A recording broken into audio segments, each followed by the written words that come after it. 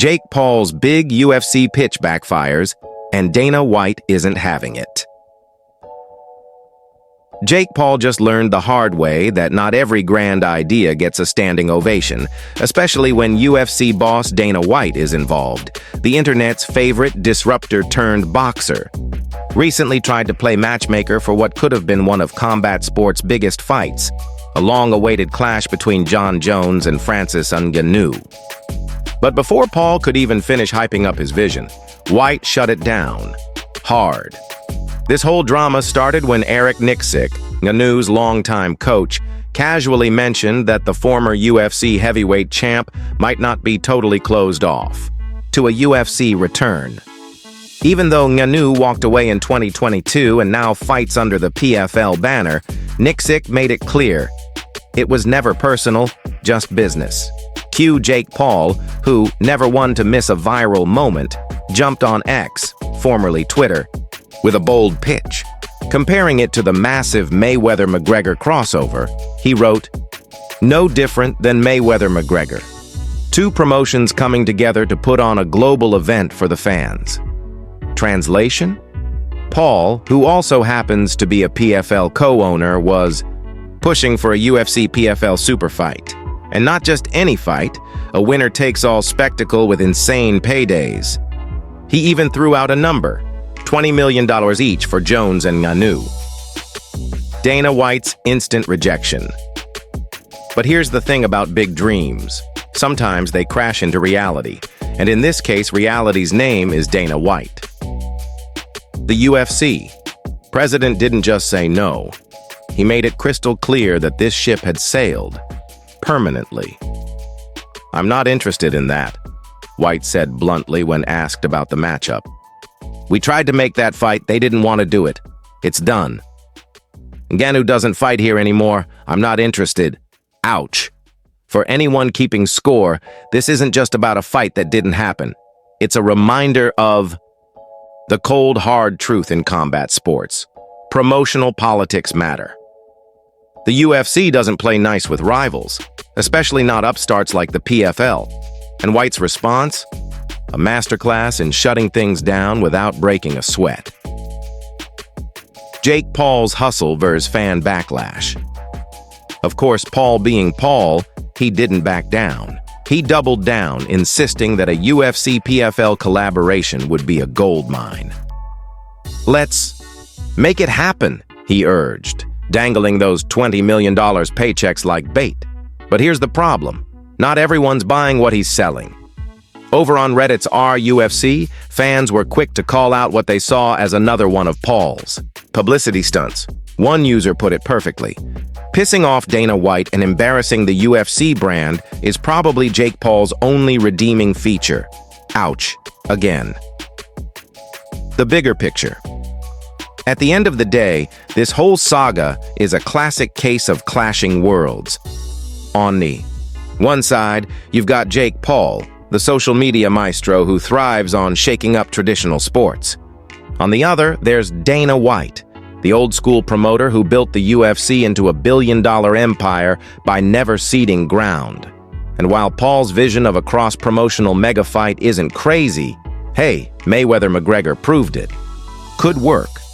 White's stance is just as logical. Why share the spotlight when you don't have to? So, for now, Jones versus Ngannou remains a fantasy matchup, one that's stuck in promotional purgatory. And Jake Paul, well, he'll probably just move on to the next big thing. Because in his world, there's always another headline waiting to be made. The stubborn standoff between UFC and PFL. The UFC's refusal to collaborate with the PFL isn't just about this one fight. It's part of a much bigger power struggle.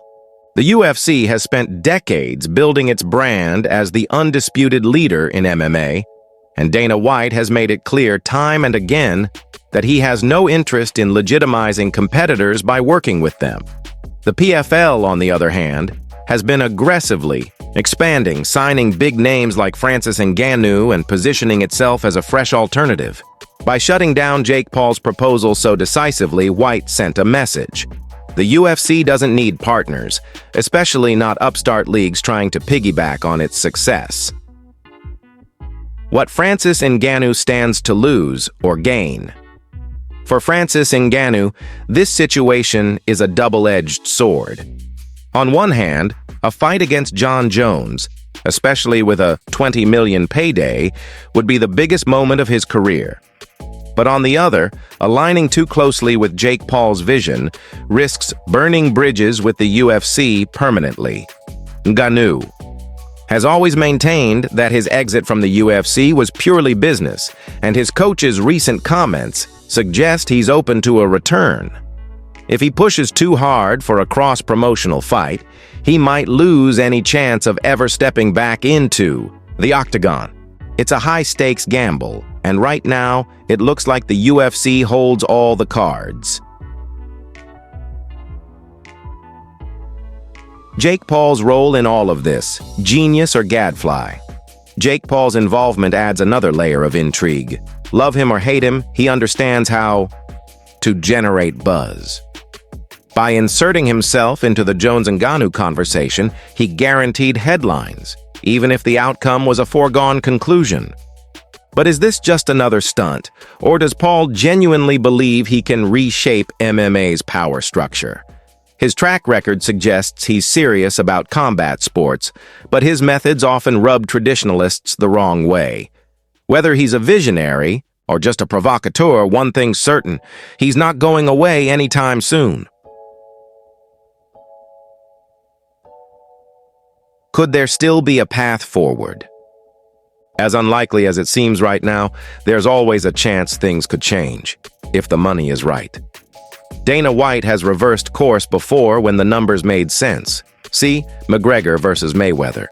If fan demand for Jones versus Ngannou reaches a fever pitch, or if the PFL offers an absurdly lucrative deal, even the UFC might reconsider. But for now, the ball is in White's court, and he's shown zero interest in playing along.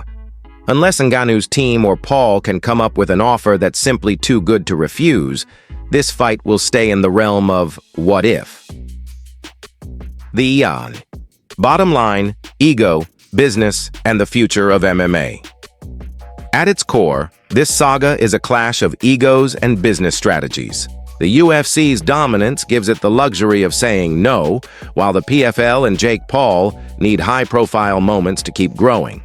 For fans, it's frustrating to see dream fights derailed by politics, but that's the reality of modern combat: sports.